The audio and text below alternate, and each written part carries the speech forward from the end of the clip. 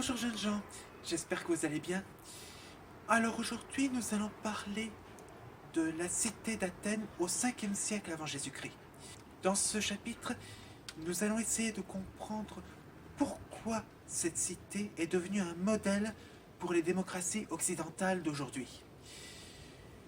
Nous allons répartir ce sujet en deux grands thèmes, la démocratie et la thalassocratie. Qu'est-ce que la démocratie, me diriez-vous? Ce terme vient du grec ancien démos kratos. Démos signifie peuple et kratos, pouvoir. C'est donc le régime du peuple, où le peuple exerce le pouvoir. Juste pour vous mettre dans le contexte de l'époque, la Grèce n'était pas un État unifié comme nous connaissons aujourd'hui. Non, elle était morcelée en plusieurs petites cités-États rivales qui ne cessaient pas de se faire la guerre. Les plus célèbres sont Sparte, Thèbes et Athènes. Athènes a été fondée vers 700 avant Jésus-Christ et pendant 2 siècles environ, elle a connu une succession de régimes différents, le dernier ayant été une tyrannie. La tyrannie, c'est une dérive de la monarchie dans laquelle le monarque, celui qui dirige seul l'État, s'estime au-dessus des lois en vigueur. En moins 510, les Athéniens ont renversé le tyran en place. Pour éviter le retour à ce modèle de régime, et avec à leur tête le magistrat Clisthène, ils ont décidé d'établir une démocratie, donc ce dont je vous ai parlé en définition, sur 2 grands piliers, l'isonomie et la séparation des pouvoirs, dont nous connaissons le modèle aujourd'hui encore. Qu'est-ce que l'isonomie? En principe, dans l'isonomie, les citoyens ont les mêmes droits et les mêmes pouvoirs les uns que les autres. Mais, contrairement à ce qu'on connaît aujourd'hui, tous les habitants de la cité ne sont pas citoyens. Non. Pour être citoyen athénien, il fallait être un homme libre de 18 ans minimum et avoir exercé au moins 2 ans de service militaire pour la sécurité de la cité. 2 restrictions supplémentaires ont été établies pour s'assurer de la stabilité de l'isonomie. Sous Clisthène, un Athénien doit être fils de père citoyen pour être citoyen. Plus tard, sous un autre magistrat, Périclès, en plus d'être fils de père citoyen, il fallait être fils de mère, fille de citoyen. Et dans cet établissement de l'isonomie, il y avait la séparation des pouvoirs, parmi lesquels 3 pouvoirs que nous connaissons encore aujourd'hui. Le pouvoir législatif, c'est-à-dire de discuter et de voter les lois. Le pouvoir exécutif, c'est-à-dire l'application des lois. Et le pouvoir judiciaire, le pouvoir de sanctionner les infractions à la loi. Le pouvoir législatif est exercé par 2 assemblées, l'Ecclésia et la Boulée. L'Ecclésia, c'est l'assemblée populaire regroupant tous les citoyens. La Boulée, c'est une assemblée de magistrats tirés au sort pour représenter les 10 tribus membres de la population, 500 membres. C'est l'équivalent du Sénat d'aujourd'hui. Le pouvoir exécutif est assuré par 10 autres magistrats, les stratèges, élus directement par l'Ecclésia. En tant que chefs du pouvoir exécutif, ils font appliquer les décisions prises par l'Ecclésia et la Boulée. Mais ce sont aussi des chefs de guerre. Ils mènent les armées contre les cités rivales et contre les barbares, les étrangers, ceux qui ne parlent pas la langue du pays. En l'occurrence, les Perses. Un quatrième pouvoir existait à Athènes, comme dans n'importe quelle autre cité athénienne, le pouvoir religieux.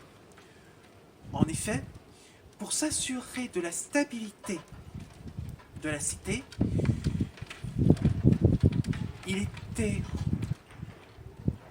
le devoir citoyen demandait que tout le monde rendait culte et hommage à la divinité protectrice de la cité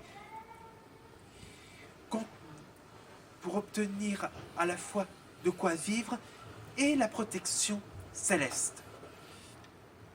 La divinité protectrice d'Athènes, c'est Athéna. Athènes ayant été fondée en l'honneur de la déesse de la sagesse.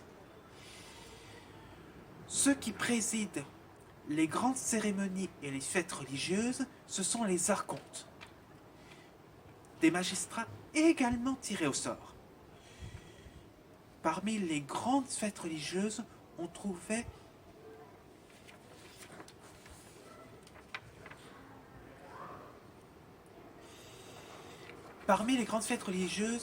nous retrouvons les grandes Panathénées, célébrées tous les 4 ans à l'époque, et à chaque fois en été.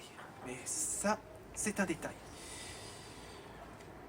Pour s'assurer la stabilité de la démocratie et donc la pérennité de l'État, les Athéniens ont établi un système en quelque sorte de garde-fou, appelé l'ostracisme. C'est une procédure d'exclusion par le vote de citoyens jugés comme dangereux par les autres, et certains grands magistrats ont connu ce sort, comme par exemple Thémistocle, dont on va parler tout à l'heure, et Périclès.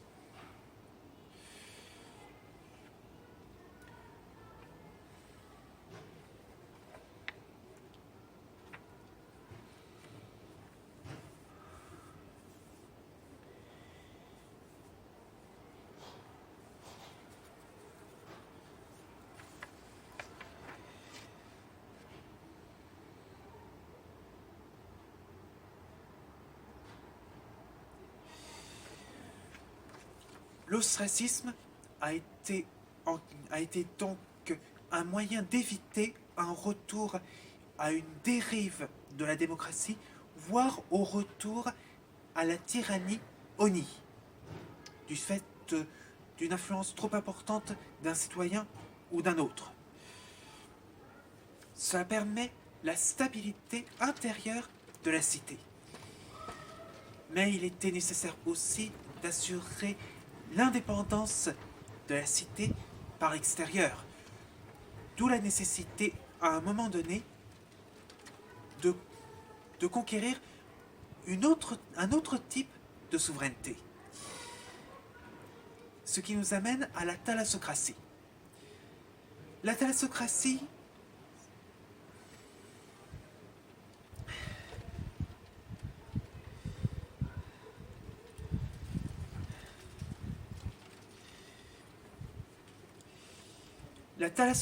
fait référence à la mer. C'est le pouvoir sur la mer. Athènes a été appelée à acquérir cette thalassocratie en réponse à l'extérieur, à une attaque extérieure.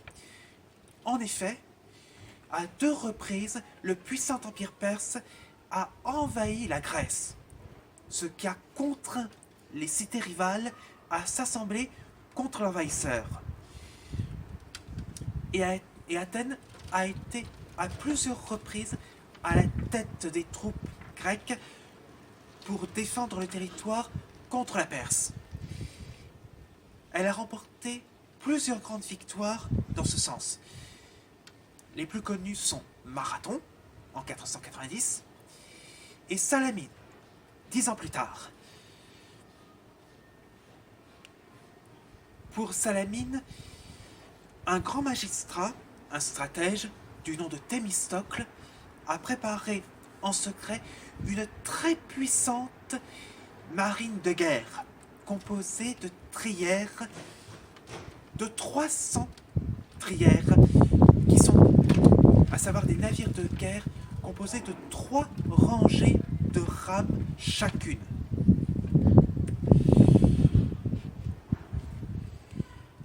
Et pour éviter une nouvelle invasion de la Grèce par la Perse, Athènes, sous l'influence de Thémistocle, rassemble les autres cités autour de la mer Égée au sein d'une ligue qu'elle a fondée sur l'île de Délos, d'où son nom d'île de Délos. Et chaque cité membre de cette ligue devait payer un tribut en revenu d'impôt sur les marchandises et les fortunes, en argent, en marchandises, en armement et en marine et en navires de guerre, en échange de la protection d'Athènes. Quelques décennies plus tard, sous Périclès, le trésor accumulé de la Ligue de Délos a été transféré de l'île de Délos à l'acropole d'Athènes, ce qui rend, pour des raisons militaires et économiques propres à la cité, ce qui renforce le pouvoir militaire, politique et économique de la cité. Et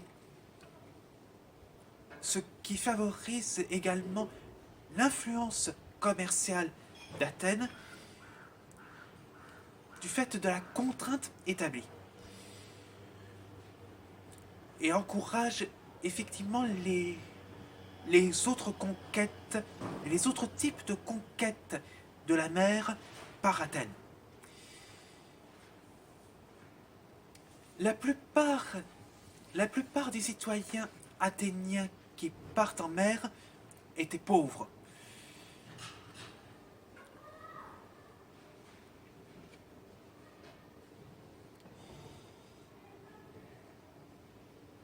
Mais comme les citoyens des autres cités grecques, ils ont été appelés à fonder des colonies sur les territoires découvertes et à les administrer.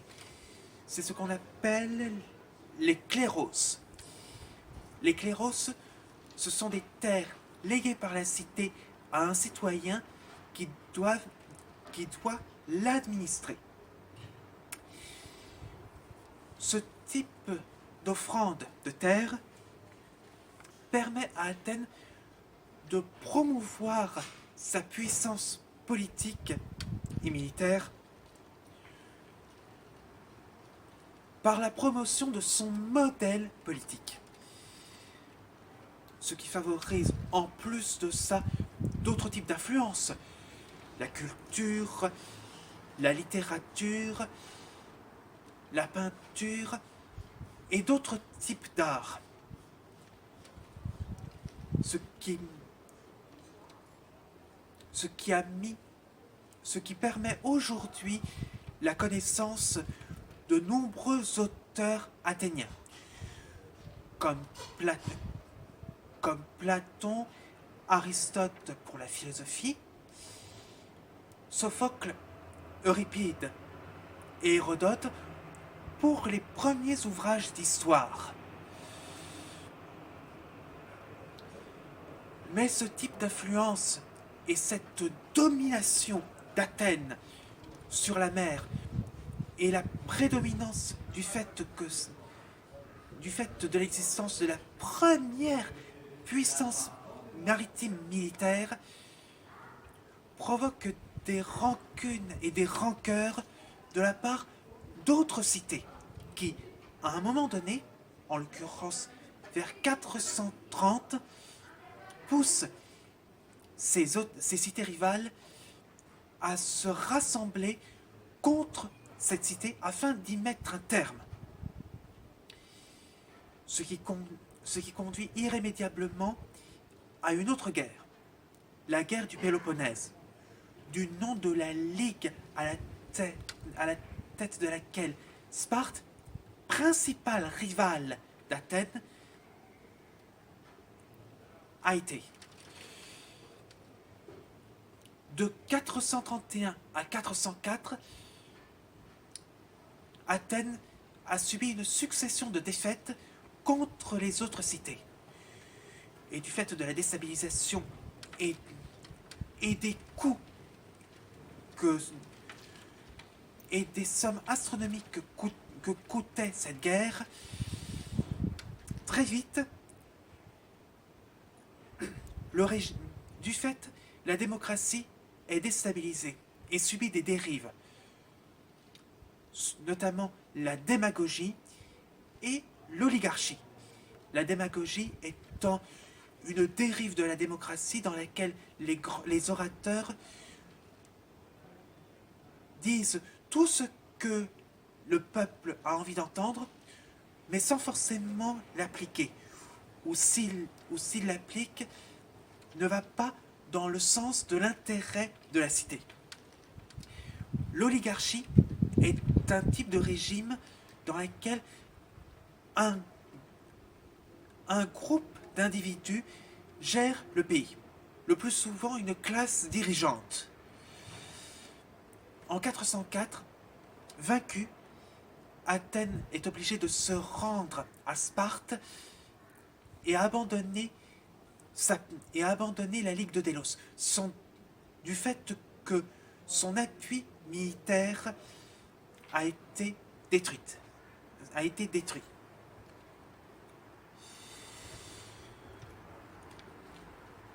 Alors, ce qui est important à retenir dans cette histoire, ce sont les grands thèmes, les définitions de démocratie, de thalassocratie, d'oligarchie, de tyrannie, histoire de bien comprendre les choses. Les principes aussi. Il est important aussi de retenir le principe de séparation des pouvoirs, d'isonomie. 3 personnages les plus importants à retenir dans l'histoire sont Clisthène, pour l'établissement de la démocratie, Thémistocle, pour l'instauration de la thalassocratie par une marine militaire puissante, et Périclès, qui, sous la présidence en quelque sorte de qui, la démocratie athénienne a atteint son apogée. Voilà, j'espère que cette vidéo vous a plu et je vous dis bon courage pour vos révisions et bonne chance pour la préparation du bac. Portez-vous bien et à bientôt.